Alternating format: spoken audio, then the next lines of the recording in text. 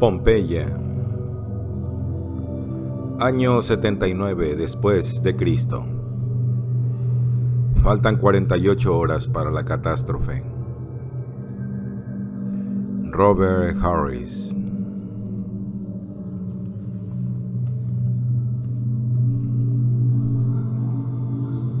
Hora 11.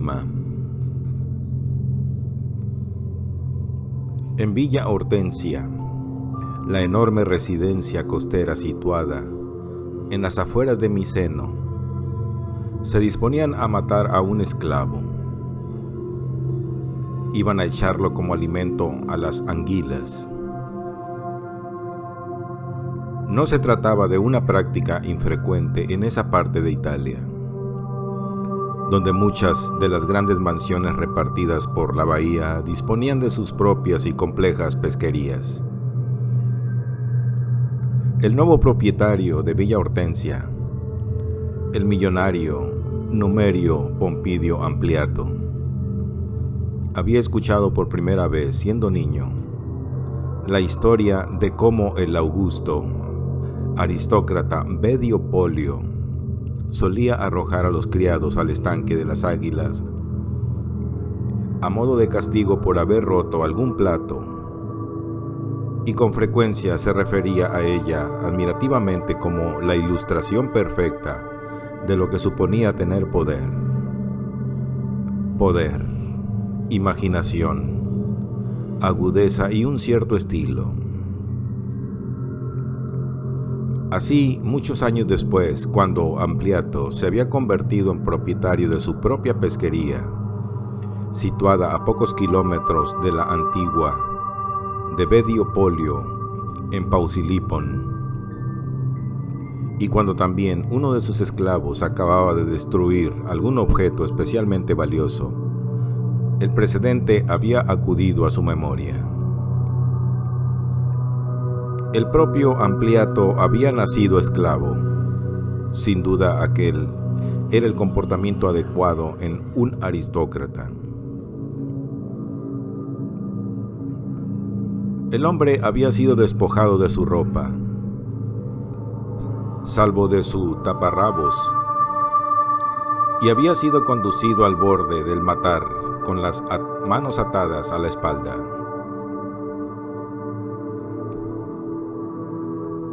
Le habían hecho profundos cortes en las pantorrillas para que sangrara abundantemente y se los habían regado con vinagre, producto del que se decía que volvía locas a las anguilas. Era la última hora de la tarde y hacía mucho calor. Las anguilas disponían de su propio recinto, construido lejos de las otras balsas para mantenerlas alejadas, al que se llegaba por un estrecho pasadizo que se adentraba en la bahía. Esa especie de anguilas eran morenas, conocidas por su agresividad. Sus cuerpos tenían la longitud de un hombre y la anchura de un torso humano. Sus cabezas eran aplastadas y sus dientes afilados como cuchillas. La pesquería de la villa tenía 150 años de antigüedad y nadie sabía cuántas morenas merodeaban por el laberinto de túneles y por las zonas de sombras construidas en el fondo de estanque. Muchas, cientos probablemente. Las más viejas eran como monstruos y varias llevaban joyas. De una, a la que le habían colocado un anillo de oro en la aleta pectoral, se decía que había sido la favorita del emperador Nerón. Las morenas despertaban un terror especial en aquel esclavo porque, y Ampliato no pudo evitar saborear la ironía de la situación, hacía tiempo que era el responsable de alimentarlas. Así pues, el hombre ya gritaba y forcejeaba antes de que lo arrastraran por el pasadizo. Las había visto en acción todas las mañanas, cuando les arrojaba una ración de cabeza de pescado y entrañas de pollo. Había visto el modo en que la superficie del agua se agitaba y luego bullía cuando las bestias olfateaban la llegada de la sangre, la velocidad con la que salían de sus escondrijos para disputarse la comida desgarrándola en pedazos. A la hora 11, a pesar del intenso calor, Ampliato se acercó en persona para presenciar la escena acompañado de su hijo adolescente, Celcino, su mayordomo, Escutario, unos cuantos clientes de sus negocios, que lo habían seguido desde Pompeya y habían permanecido a su lado desde el amanecer con la esperanza de que los invitaran a cenar. Y un centenar de sus otros esclavos, de quienes esperaba que sacaran algún provecho del espectáculo. A su esposa e hija les había ordenado que permanecieran dentro. Aquella no iba a ser una ocasión para mujeres. Una gran butaca había sido dispuesta para él, al lado de otras más pequeñas para los invitados. Ni siquiera conocía el nombre del esclavo. Era del lote que se ocupaba de las balsas cuando, a principios del año, había comprado la villa por la friolera de 10 millones. Con grandes gastos se criaban todo tipo de peces a lo largo de la costa que formaba parte de la finca. Lubinas de blancas carnes, mújoles que requerían altos muros alrededor de su recinto para que no saltaran en busca de la libertad, lenguados, dorados, lampreas, congrios y merluzas. No obstante, el más caro de los tesoros acuáticos de Ampliato se estremecía al recordar lo que había pagado por ellos. Y eso teniendo en cuenta que no le gustaba especialmente el pescado. Habían sido los salmonetes, aquellos bigotudos y delicados peces que resultaban notablemente difíciles de criar y cuyos colores oscilaban del rosa pálido al naranja brillante. Y eran esos los que el esclavo había matado, ya fuera por malicia o ineptitud. Ampliato no lo sabía y ni le importaba, pero allí estaban, juntos en la muerte, como lo habían estado en vida. Una alfombra multicolor que flotaba en la superficie de la balsa y que habían descubierto aquella misma tarde. Unos cuantos ejemplares todavía vivían cuando se los mostraron a Ampliato, pero habían acabado muriendo ante sus ojos y habían emergido como hojas muertas hasta la superficie para reunirse con los demás. Envenenados. Todos envenenados. En el mercado le habrían reportado 6,000 piezas. Un solo salmonete valía 5 veces más que el miserable esclavo, que se suponía que debía cuidarlos. Pero en esos momentos solo servían para ser arrojados al fuego. Ampliato había pronunciado la sentencia en el acto. Arrojadlos a las morenas. El esclavo gemía y se debatía mientras lo arrastraban hasta el borde de la balsa. Gritaba que no había sido su culpa, que no era la comida sino el agua. Gritaba que tenían que ir a por el aguador. ¡El aguador! Ampliato entornó los ojos ante el resplandor del mar.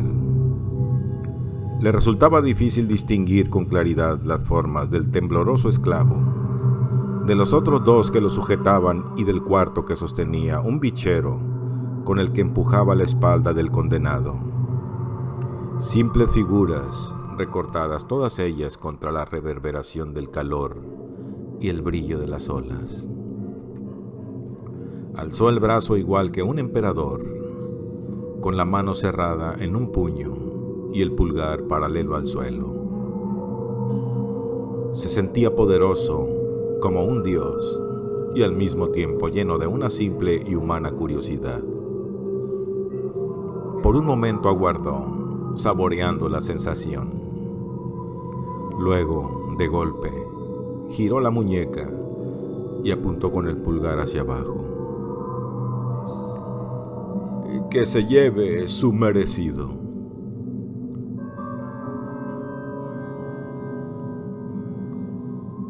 Los desgarradores gritos del esclavo al borde de la balsa de las anguilas, provenientes de la costa, sobrevolaron las terrazas y la piscina y penetraron en la silenciosa casa donde las mujeres se escondían. Corelia Ampliata había corrido a refugiarse a su dormitorio, donde se había arrojado a la cama y tapado la cabeza con la almohada. Sin embargo, no podía huir de los sonidos. A diferencia de su padre, conocía el nombre del esclavo: Hipónax, un griego, y también el de su madre, Atia, que trabajaba en las cocinas y cuyos lamentos, una vez que empezaron, le resultaban aún más insoportables que los de él. Incapaz de soportar los gritos por más tiempo, saltó del lecho y corrió por la desierta villa para encontrar a la doliente mujer que se había derrumbado junto a una columna en el cercado jardín. Al ver a Corelia, Atia se le aferró al borde del vestido y empezó a sollozar a sus pies, repitiendo una y otra vez que su hijo era inocente, que mientras se lo llevaban le había gritado que se trataba del agua, que algo malo había en el agua. ¿Por qué nadie quería escucharlo? Corelia acarició los grises cabellos de la esclava e intentó consolarla como pudo. Poco más podía hacer. Sabía que no estaba en posición de acudir a su padre en busca de clemencia. Él nunca escuchaba a nadie, tampoco a las mujeres y mucho menos a su hija, de quien solo esperaba ciega obediencia. Una intervención suya solo conseguiría hacer doblemente segura la muerte del esclavo. Lo único que podía decir ante las súplicas de Atia era que no había nada que pudiera hacer. Al oír aquello, la anciana, que solo tenía 40 años, aunque a los ojos de Corelia, los rigores de la esclavitud le habían conferido el aspecto de una sesentona, se desasió y se secó torpemente las lágrimas de los ojos. Debo encontrar ayuda. Atia, intervino Corelia dulcemente. ¿Quién nos las va a prestar? Mi hijo ha mencionado al aguador. ¿Acaso no lo oíste? Iré a buscarlo. ¿Y dónde está? Puede que esté en el acueducto, en la colina donde suelen trabajar los hombres. Se puso en pie temblando, pero con decisión, mirando a su alrededor con aire espantado. Parecía una loca, y Corelia se dio cuenta de inmediato de que en ese estado nadie le haría caso. Se reirían de ella o le tirarían piedras. Te acompañaré, dijo mientras otro grito terrible les llegaba desde la balsa. Corelia se recogió la falda con una mano, asió a Atia con la otra y juntas atravesaron corriendo el jardín. Pasaron ante la vacía marquesina del portero y salieron por la puerta lateral al calor abrasador de la vía pública.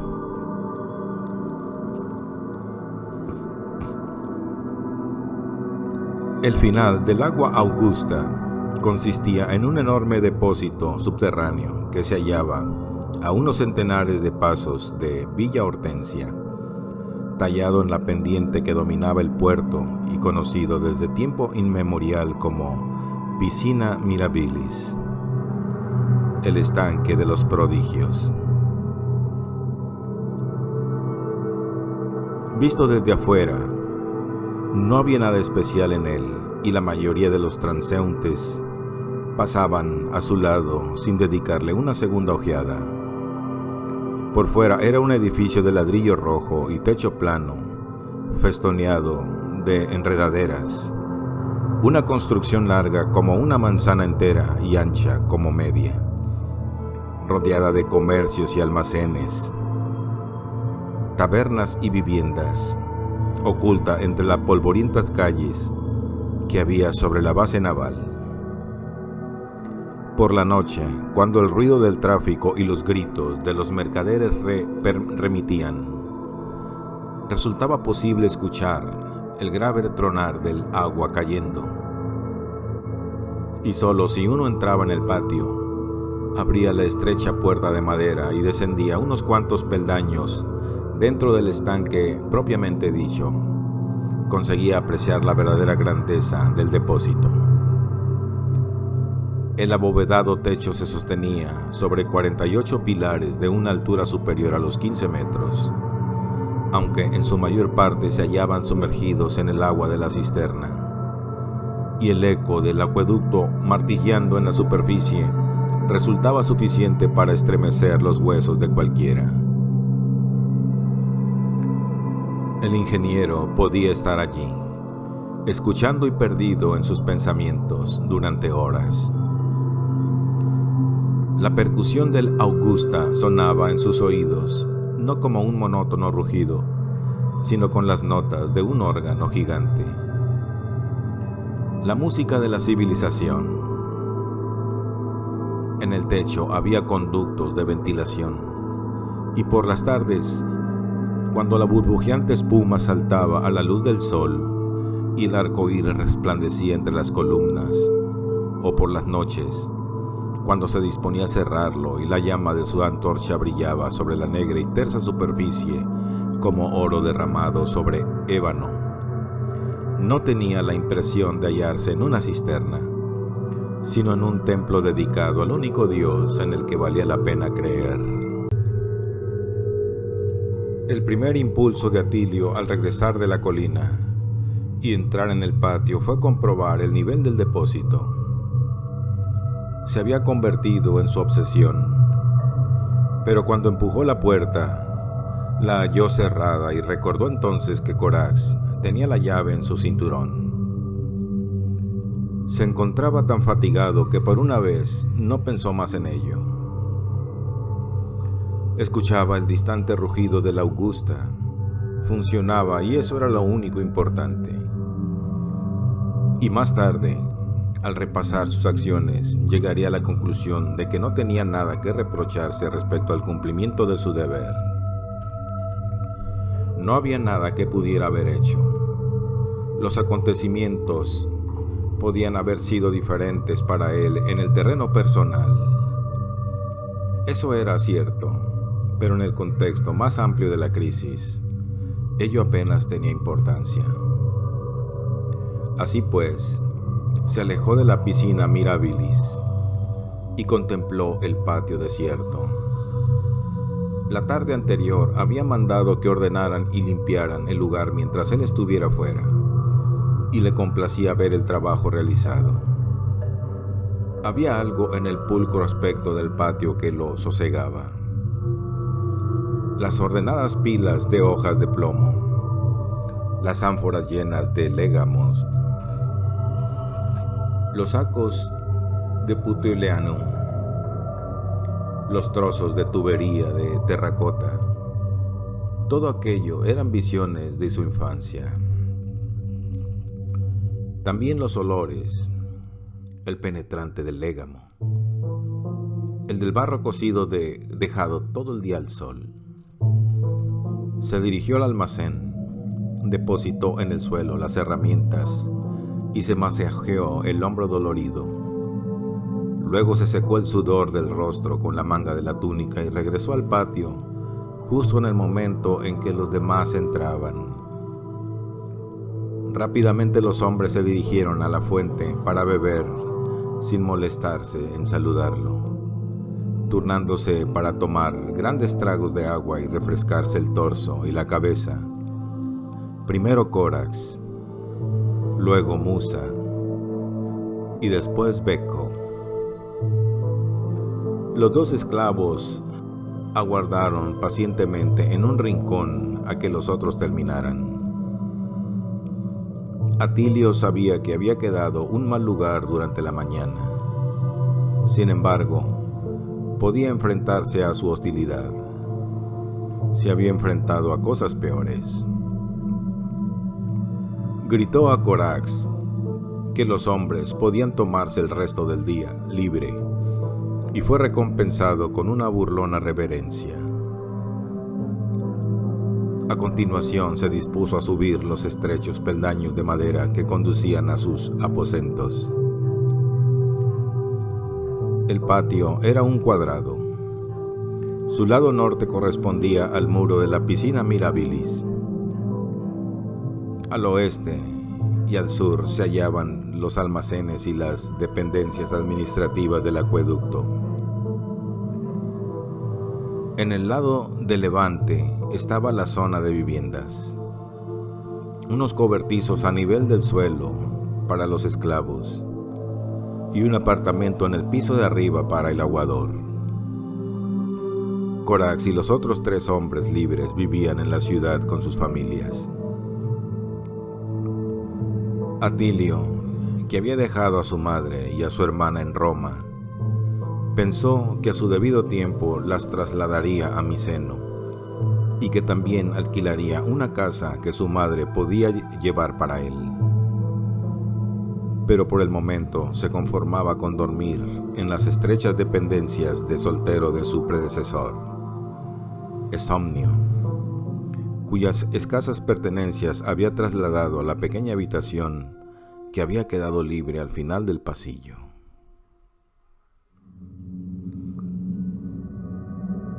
¿Qué había sido de Esomnio?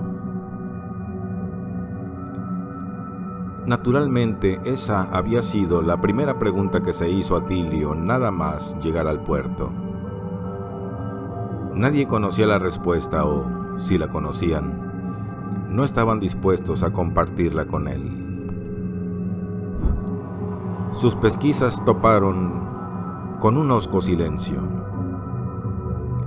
Parecía como si el viejo Esomnio, un siciliano que había estado al frente del acueducto durante casi 20 años, hubiera salido una mañana, hacía 2 semanas, y nadie hubiera vuelto a tener noticias suyas desde entonces.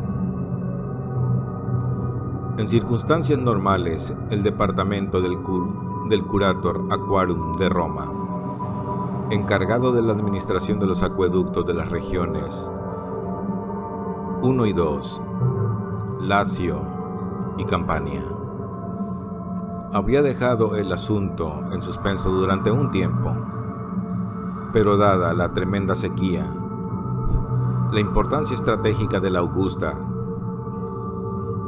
y el hecho de que el Senado hubiese levantado sus sesiones durante el receso de verano, la 3ª semana de julio, y de que la mitad de sus miembros se hallasen de vacaciones en sus villas de la bahía, se había estimado prudente enviar un sustituto de inmediato.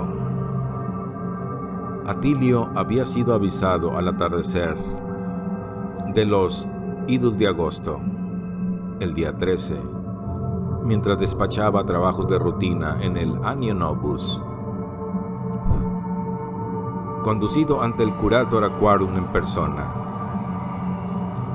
El senador sabía cómo halagar a un hombre cuando deseaba algo de él, y no tenía esposa o hijos que lo retuvieran en Roma.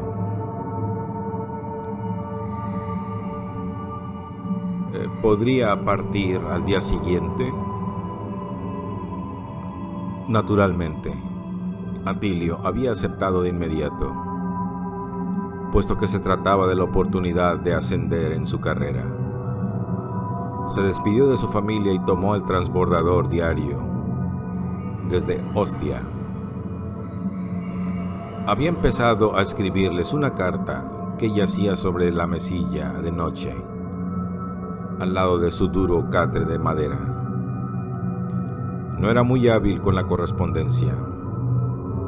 Una información de rutina. He llegado. El viaje ha ido bien.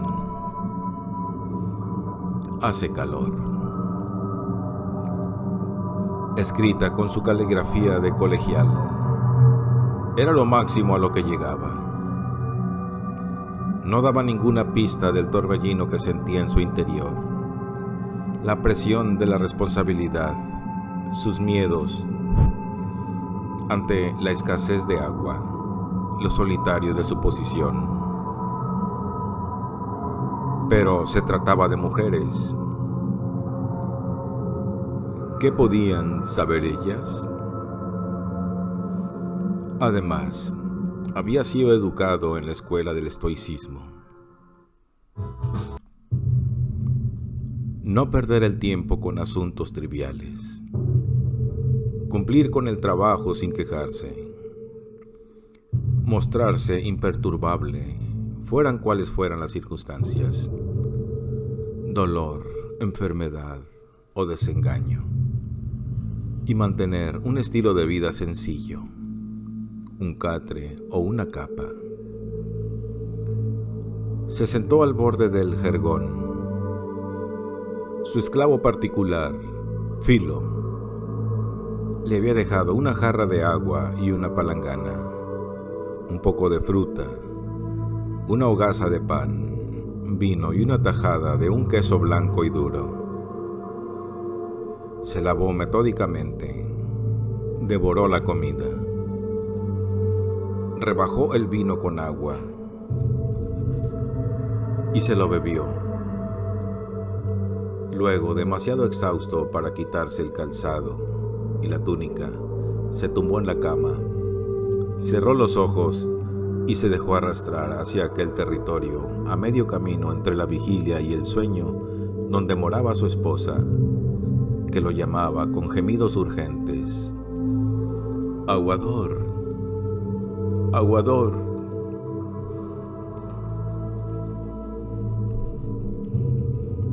Su esposa contaba 22 años cuando él había visto su cuerpo entregado a las llamas de la pira funeraria. Pero aquella mujer era más joven, de unos 18 años quizá. Aún así, el sueño permanecía en su cabeza, y la joven del patio había lo suficiente de Sabina para que el corazón le diera un vuelco. El mismo cabello oscuro, la misma palidez de la piel, la misma voluptuosa figura, se hallaba bajo la ventana y le gritaba: ¡Aguador!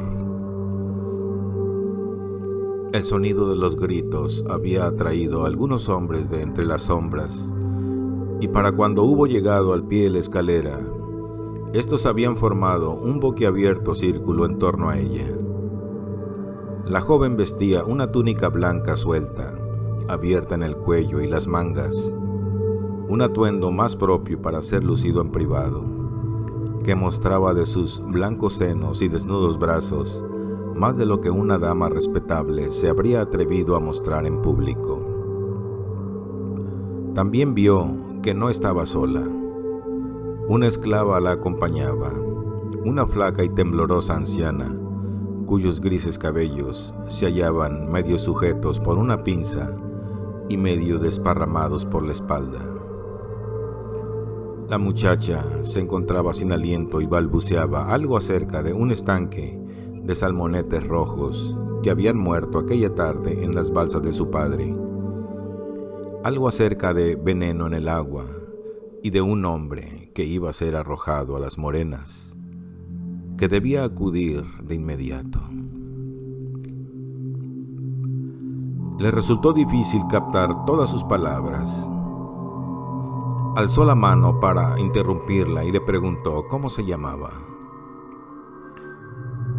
Soy Corelia Ampliata, hija de Numerario Popidio Ampliato, de Villa Hortensia, anunció ella con impaciencia. Cuando ella mencionó a su padre, Atilio se percató de que Corax y otros hombres intercambiaban miradas. ¿Eres tú el aguador?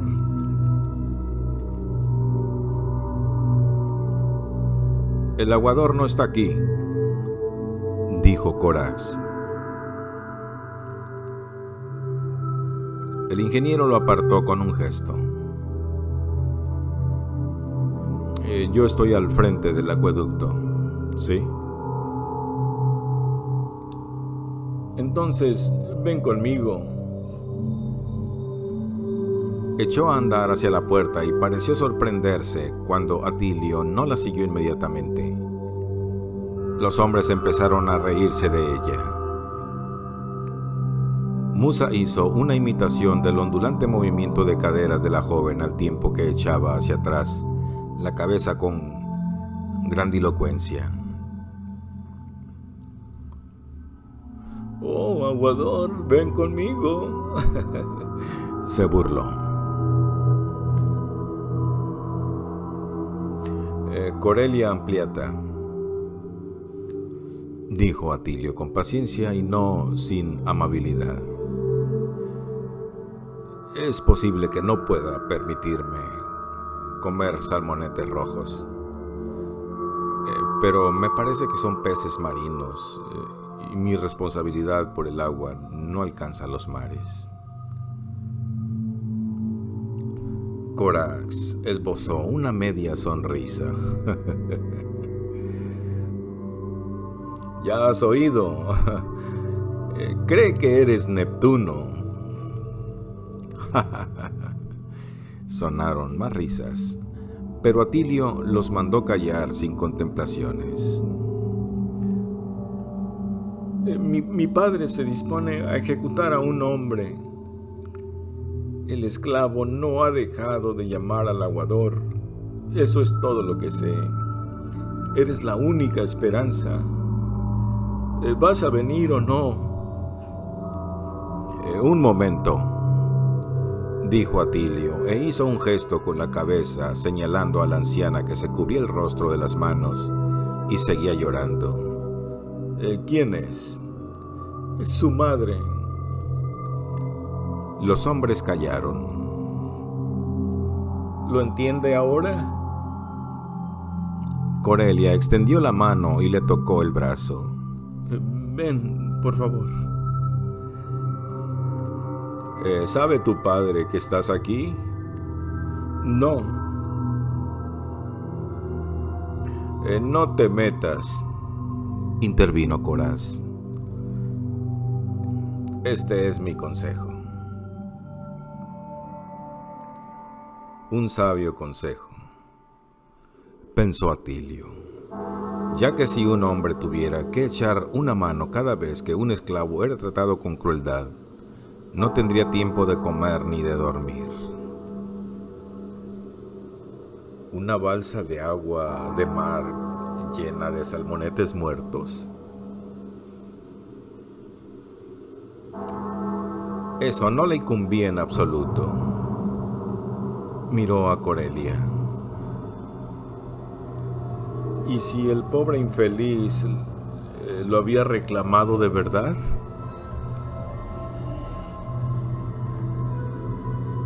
Profecías, portentos, auspicios, vapores que tremolaban como hilos de pescar, fuentes que retrocedían hacia las entrañas de la tierra, un aguador misteriosamente desaparecido. Los pastores habían informado de haber visto gigantes en los pastos de las laderas del monte Vesubio. Según un hombre, en Herculano, una mujer había dado a luz un niño con aletas en lugar de pies.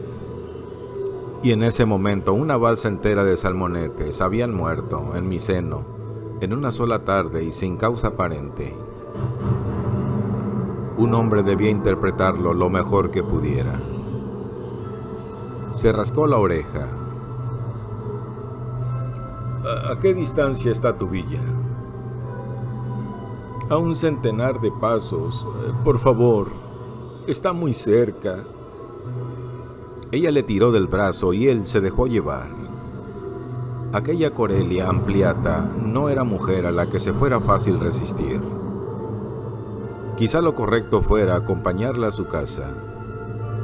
Pasear por las calles de una ciudad portuaria no era seguro para una joven de su clase. Por encima del hombro llamó a Corax para que lo siguiera, pero este se negó.